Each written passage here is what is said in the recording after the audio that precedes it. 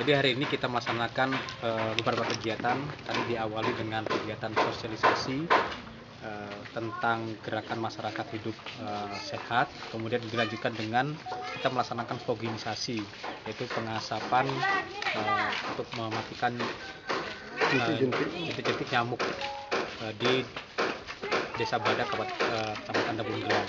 Memang di daerah ini kita jadikan sasaran karena beberapa waktu yang lalu sungai yang di samping Desa Badak ini sempat dia meluap dan terjadi banjir bandang di sini.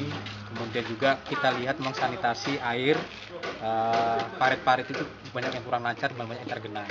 Kemudian ada beberapa rumah panggung di sini yang memang ada yang tempat untuk menyimpan barang-barang yang kurang bersih.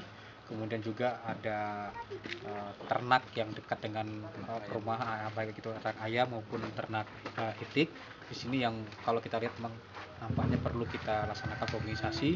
Harapannya di sini nanti bisa masyarakat lebih sehat lah. Kemudian juga hasil dari pantauan kita juga yang berobat ke kecamatan, ulangi di puskesmas kecamatan, itu memang banyak kaitannya dengan penyakit demam berdarah, terus juga penyakit kulit, gatal-gatal, karena memang di sini karena dekat dengan sungai banyak masyarakat